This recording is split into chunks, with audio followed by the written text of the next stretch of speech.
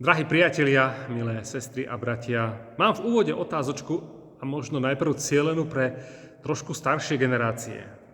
Vy ste svojim otcom, či už umreli alebo ešte žijú, vykali alebo tykali?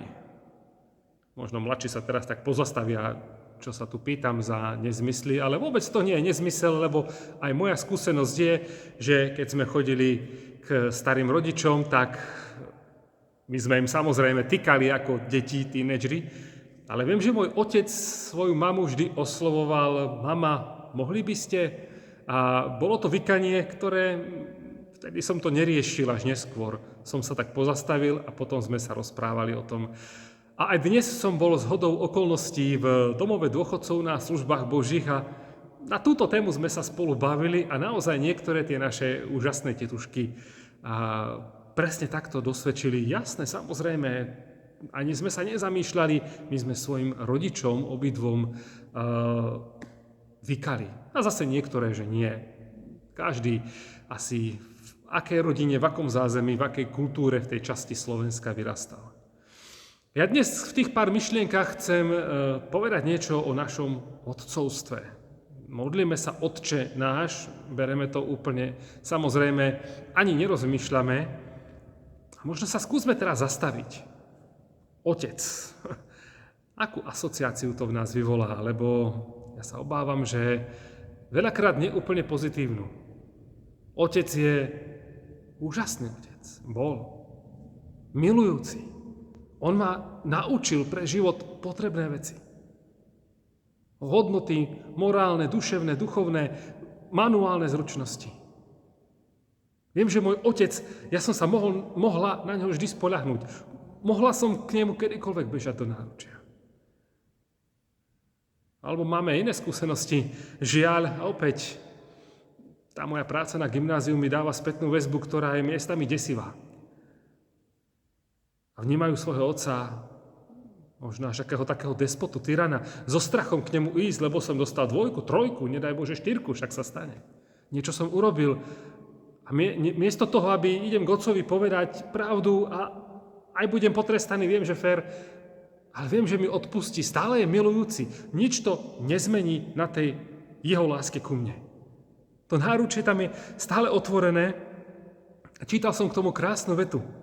Prichádzame z pocitu vystrašených otrokov nepoznaného Boha k deťom, ktoré môžu bežať k otcovi, sedieť mu na lone, aby ich miloval a aby sa oni od neho učili.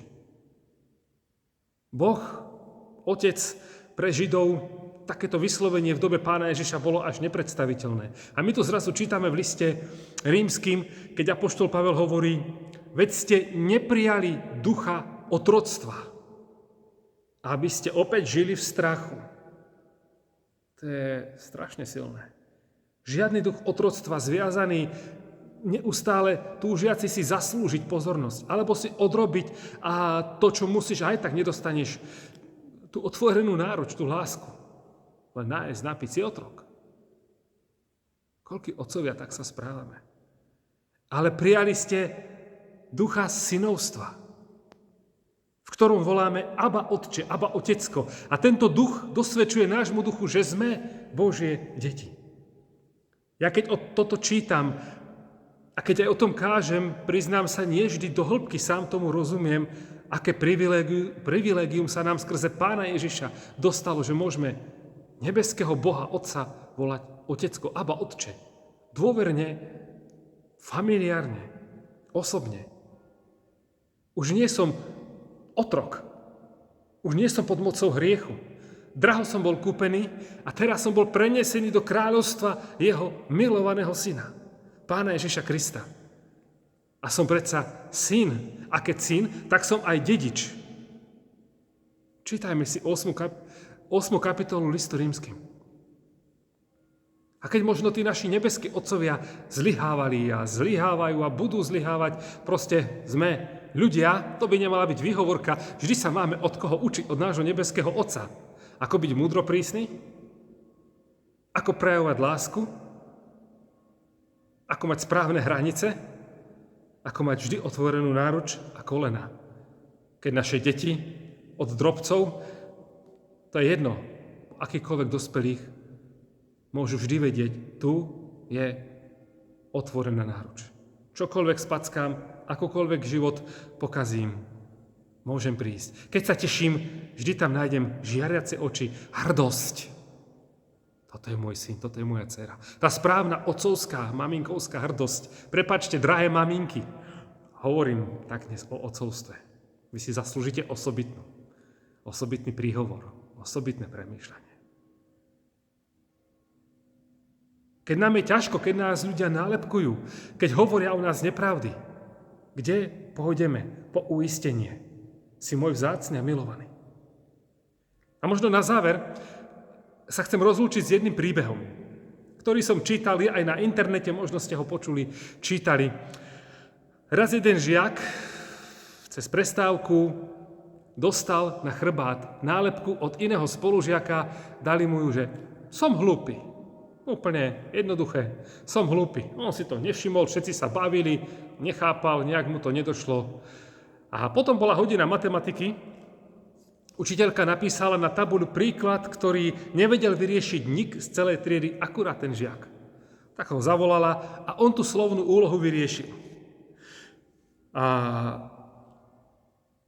uprostred toho smiechu stále sa mu smiali. Deti sa na čo sústredili? Deti sa sústredili vôbec nie na tú matiku, samozrejme, ale na to som hlúpy a bavili sa, lebo deti dokážu byť k sebe veľmi kruté. Učiteľka tomu chlapcovi povedala, predpokladám, že nevieš, čo máš nalepené na chrbte. Samozrejme, že nevedel. Potom sa učiteľka obrátila na triedu. Chcem vám povedať dve veci.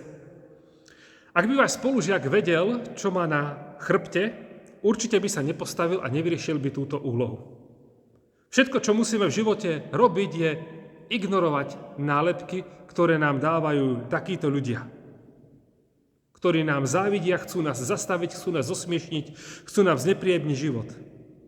A preto vy využite každú príležitosť, aby ste sa posúvali ďalej. A keď vám toto niekto urobí, učte sa možno odpúšťať, ale nech je to cesta ísť dopredu a ísť ďalej. A po druhé, je jasné, že medzi vami všetkými tento chlapec nemá žiadneho verného priateľa, ktorý by ho upozornil, že tam má niečo dehonestujúce a chránil by ho. Všetci ste sa smiali. Je to strašne smutné a tragické, ako som už povedal, deti dokážu byť k sebe kruté, ale my dospelí sme rovnakí. My sme dospelí úplne rovnakí. Nálepkujeme sa a vravím, to je priateľstvo. Poviem ti pravdu do očí, ale za tvojim chrbtom ťa budem chrániť. Za každú cenu. Lebo ty si môj priateľ a ja nedovolím, aby ktokoľvek na teba kydal. Aj keby mal pravdu, tak nech ti to povie do očí. Ale tá pointa, to, čo chcem povedať, ľudia nám tie nálepky budú dávať. A niekedy možno tomu trošku pomôžeme, ale kde ísť potom po uistenie? Naozaj, aká je moja hodnota? Tak som hlúpy, všetci sa mi smejú.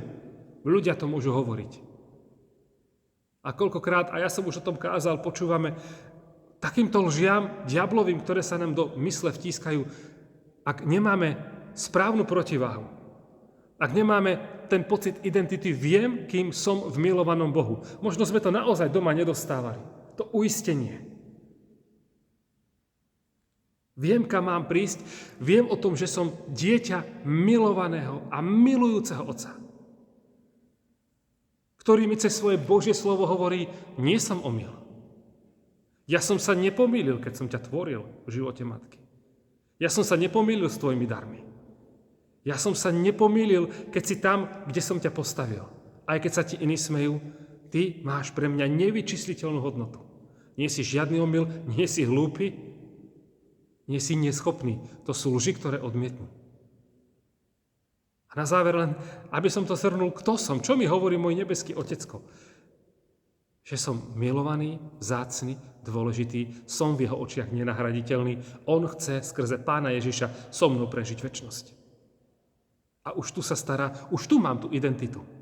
To je to, čo som čítal. A tými slovami sa rozlúčim. Veď ste neprijali ducha synovstva, aby ste opäť žili v strachu, ale